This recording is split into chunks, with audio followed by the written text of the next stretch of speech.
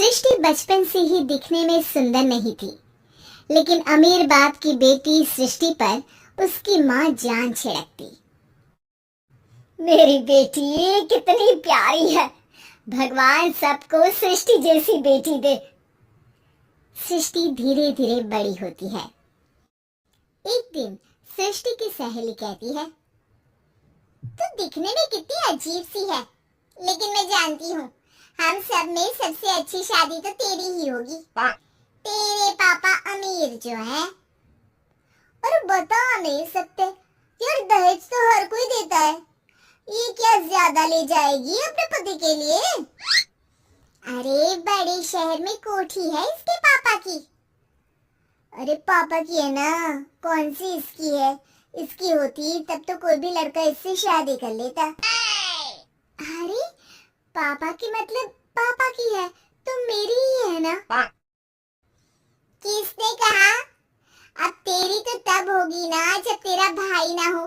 वैसे भी शादी के बाद सारी प्रॉपर्टी भाई के नाम होती है। सृष्टि समझ जाती है कि उसे किसी भी हालत में माँ बाप की सारी प्रॉपर्टी को अपने नाम करना है, लेकिन कैसे? एक दिन सृष्टि का भाई शीनू कहता है, बहन क्या कर रही है? तुझसे एक बात करनी है। अरे हाँ हाँ करना, मैं तो तेरी बहन हूँ। बहन मेरी लाइफ में ना एक लड़की है, बहुत अच्छी है। मैं सोच रहा हूँ माँ और पापा से बात करूँ शादी के लिए।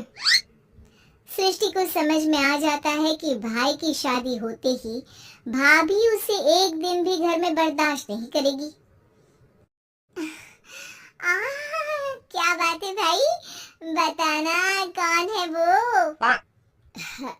यार वो बहुत अच्छी लड़की है, पढ़ी लिखी है, मेरे साथ जॉब भी करती है।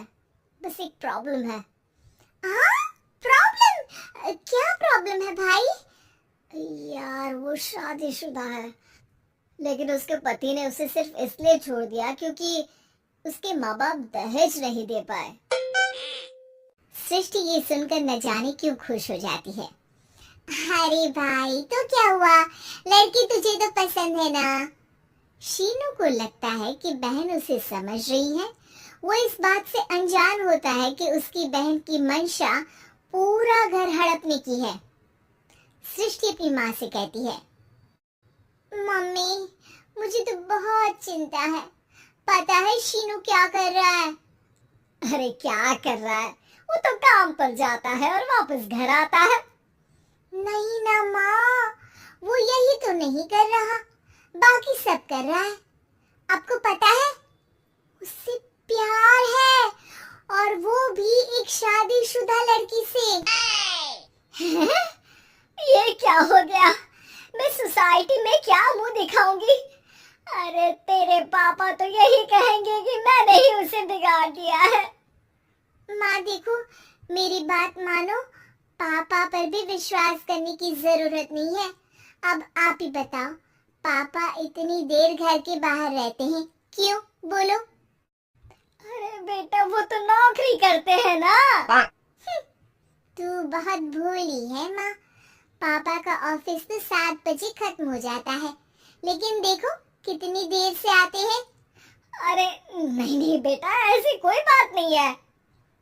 सृष्टि माँ को एक औरत से बात करते पिता की फोटो दिखाती है। देखो माँ, कैसे हैं पापा? मैं ना कहती थी कि पापा सही नहीं है।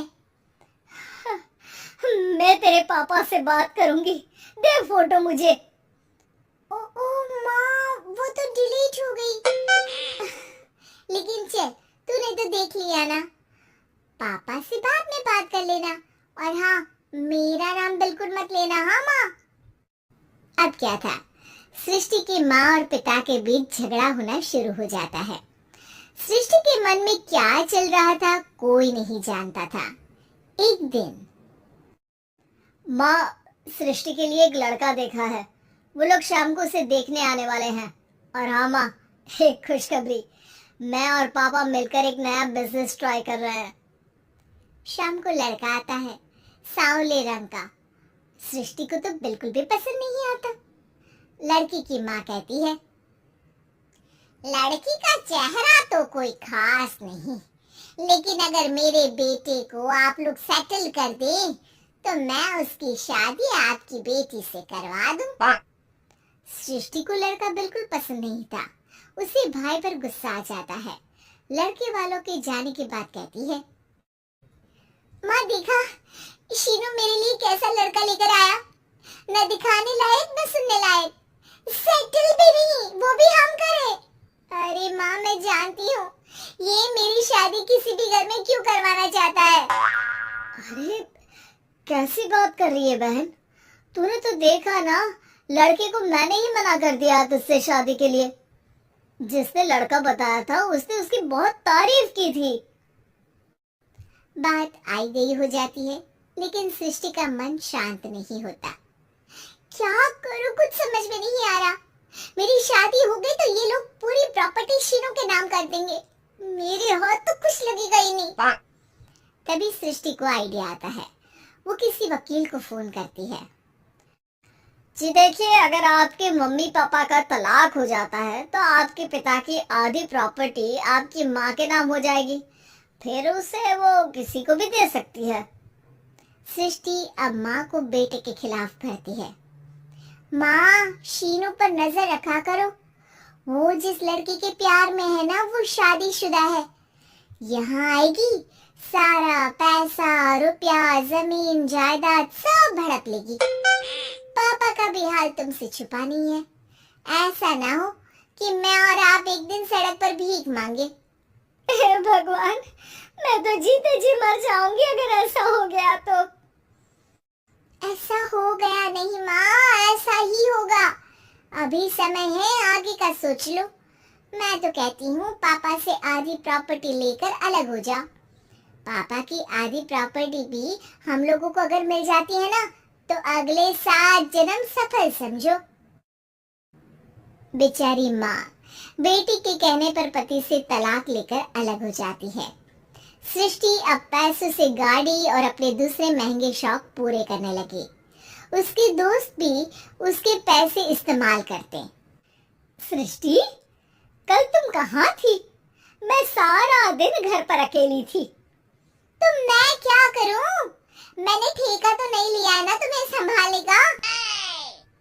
माँ को सृष्टि से ये उम्मीद नहीं थी। वो बैठकर रोने लगती है। वहीं उसका पति यानी कि सृष्टि के पिता आ जाते हैं। मैं जानता था कि तुम्हारा यही हाल होगा, तो आपने मुझे रोका क्यों नहीं? मैं रोकता तो तुम रुकती क्या? सृष्टि के कहने पर तुमने मुझ पर अपने बेटे पर शक किया, लेकिन तुम ये भूल गई कि कैसे हम दोनों ने मिलकर जीवन में इतना सब खड़ा किया। माँ पति के गले लग जाती है। मुझे माफ कर दीजिए, मैंने आपकी कमाई का एक बड़ा हिस्सा गवा दिया। कोई बात नहीं, तुम साथ हो तो मैं ऐसी 7 प्रॉपर्टी खड़ी कर दूंगा। तभी वहाँ सृष्टि आ जाती है रोते हुए।